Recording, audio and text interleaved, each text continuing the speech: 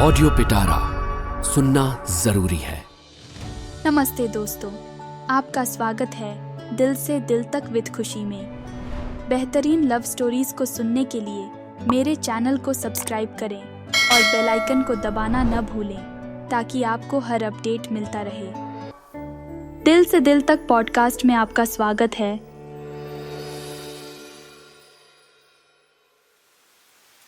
बेंगलुरु की मानसून की बारिशें अपने पूरे जोश में थीं। पानी की शीतल धारा खिड़की से आकर निष्ठा के बालों को सहला रही थी। वो अपने छोटे से अपार्टमेंट में बैठी हुई थी। सामने लैपटॉप की स्क्रीन पर कर्सर बार बार ब्लिंक कर रहा था। ये ब्लॉगिंग निष्ठा को ये याद दिला रही थी कि कुछ ही घंटों में उसे एक लंबा आर्टिकल सबमिट करना है। लेकिन आज निष्ठा का मन कहीं और था। पहली बारिश के साथ अक्सर ऐसा होता था। बाहर की दुनिया हसीन नज़ारों से भर जाती थी, लेकिन निष्ठा फ्रीलांस कंटेंट राइटर होने के नाते अक्सर इन खूबसूरत पलों को सिर्फ खिड़की से ही निहार पाती थी। आज का दिन भी ऐसा ही था। उसे एक ट्रैवल ब्लॉग के लिए स्कॉटलैंड के हाईलैंड्स के बारे में लिखना था, एक ऐसी जगह के बारे में जिसे उसने कभी देखा भी न हो।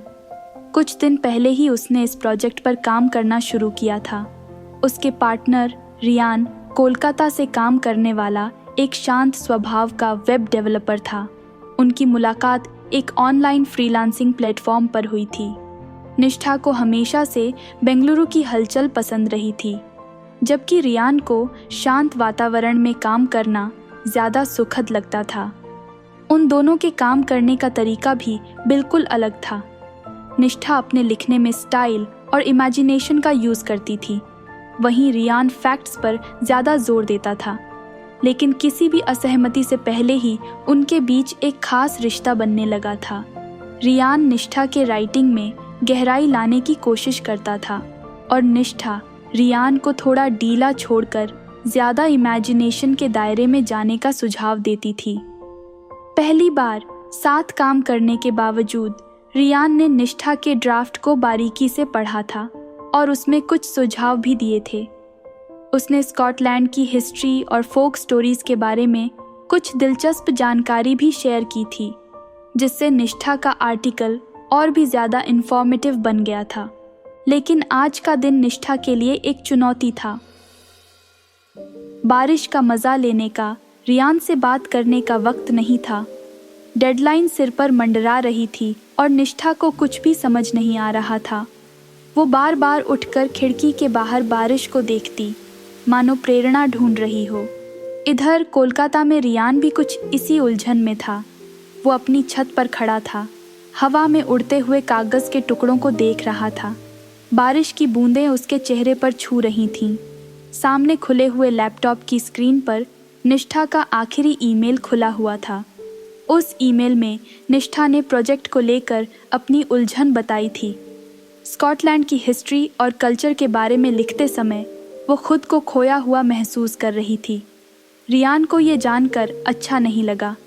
वो समझता था कि फ्रीलांस होने के नाते डेडलाइन का दबाव कितना ज़्यादा होता है। उसने जल्दी से जवाब लिखा, निष्ठा घबरा मत, हम मिलकर इसे पूरा कर लेंगे। ज़रूरत पड़े तो पूरी रात लग जाएगी, पर यह प्रोजेक्ट हम समय पर ज़रूर जमा करेंगे। स्कॉटलैंड के बारे में लिखने के लिए वहाँ के हिस्ट्री और कल्चर को महसूस करने की कोशिश करो। इमेजिनेशन करो कि तुम वहाँ खड़ी हो, हवा में नमी महसूस कर रही हो और पहाड़ों की खूबसूरती को निहार रही हो। निष्ठा ने रियान का ईमेल पढ़ा और एक अजीब सी गर्मी उसके गालों पर दौड़ गई। पहली बार किसी ने उसे लिखने के लिए इतना अनोखा सुझाव दिया था। क्या वाकई ऐसा करके वो स्कॉटलैंड को महसूस कर पाएगी? थोड़ी देर सोचने के बाद उसने रियान को थैंक यू का जवाब भेजा और फिर से लैपटॉप की स्क्रीन पर ध्यान लगाया। इस बार पहले से थोड़ा फर्क था। निष्ठा ने आंखें बंद कर लीं और खुद को स्कॉटलैंड के हाईलैंड्स में खड़ा हुआ महसूस किया। उसने हवा में मौजूद नमी को महसूस करने की कोशिश की, बारिश की बूंदों को अपने चेहरे पर गिरते हुए गौर किया। दूर खड़े पहाड़ों की खुरदरी चोटियों को उसने अपने मन में इमेजिन किया। कुछ देर के लिए वो खो सी गई। फिर अचानक उसके दिमाग में एक तस्वीर उभर आई। एक विशाल झील के किनारे खड़े पुराने टूटे हुए महल के खंडहर की।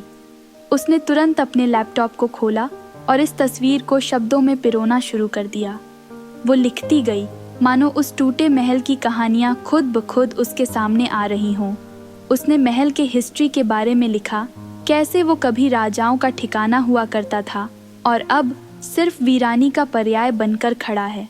स्कॉटलैंड के फोक टेल्स में इस महल का जिक्र भी उसने शामिल किया, जिससे उसकी कहानी में एक अलग ही रोमांच आ गया।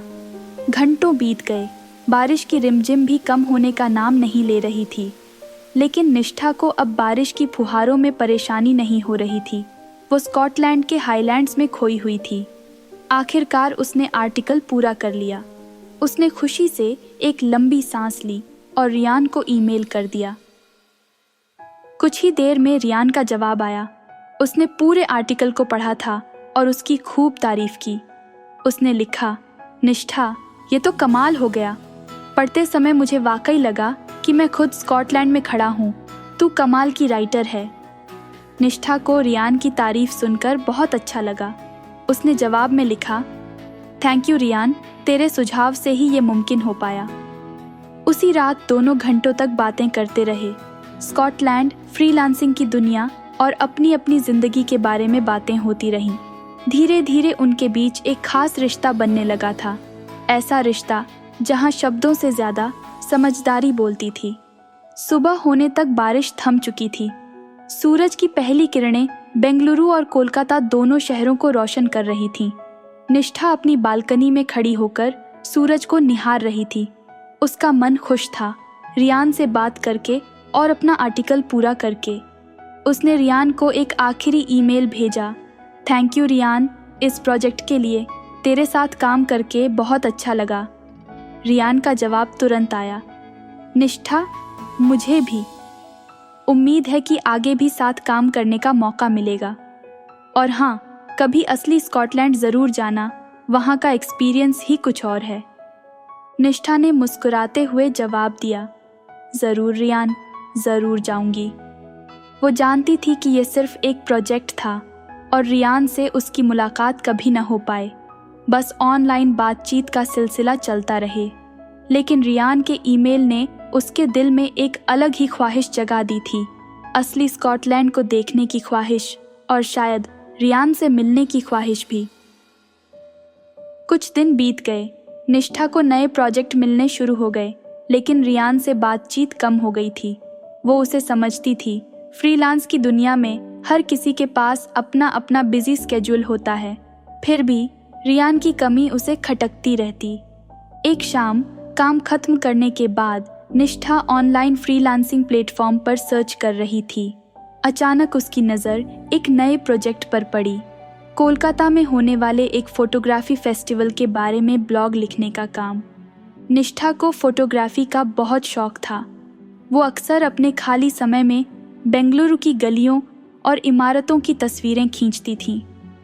उसने तुरंत प्रोजेक्ट के लिए अप्लाई कर दिया। कुछ ही देर में उसे जवाब आ गया। प्रोजेक्ट उसे मिल गया था। निष्ठा खुशी से झूम उठी। ये उसके लिए कोलकाता जाने का एक सुनहरा मौका था और शायद रियान से मिलने का भी। उसने तुरंत रियान को ईमेल किया, रियान, ये देख, मुझे कोलकाता में होने वाले फोटोग्राफी फेस्टिवल के बारे में ब्लॉग लिखने का काम मिल गया है। शायद वहाँ तुम्हें भी मिल सकूं। कुछ ही देर में रियान का जवाब आया। उसके शब्दों में उत्साह साफ झलक रहा था। निष्ठा, ये तो कमाल हो गया। हाँ, मैं उस फेस्टिवल में वॉलंटियर के तौर पर काम कर रहा हूँगा। ज़रूर मिलना, मुझे बहुत खुशी होगी। निष्ठा के चेहरे पर एक बड़ी सी मुस्कान खिल उठी। इस बार वो सिर्फ स्कॉटलैंड का ख्वाब नहीं देख रही थी, बल्कि रियान से मिलने का सपना भी संजो रही थी। वो जानती थी कि ये मुलाकात उसकी ज़िंदगी बदल सकती है, लेकिन ये बदलाव अच्छा होगा या बुरा, ये तो वक्त ही बताएगा। फिलहाल वो कोलकाता जाने की तैयारियों में जुट गई थी।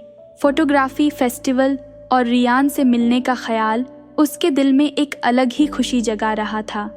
क्या रियान और निष्ठा का ये रिश्ता दोस्ती में बदलेगा? उन्हें पहली बार एक दूसरे से मिलकर कैसा लगेगा? ये जानने के लिए सुनते रहिए दिल से दिल तक विद खुशी का अगला एपिसोड। उम्मीद है यह कहानी आपके दिल को छू रही होगी। कमेंट और रेट करके मुझे ज़रूर बताएं और अपने दोस्तों के साथ इसे ज़रूर शेयर करें।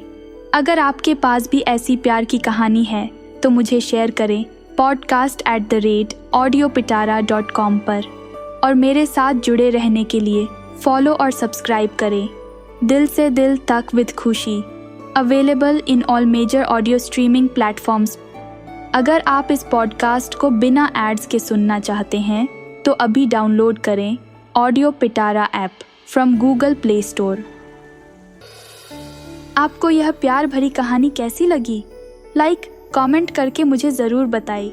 अपने दोस्तों के साथ शेयर करें और चैनल को सब्सक्राइब करना ना भूलें। ऑडियो पिटारा सुनना जरूरी है।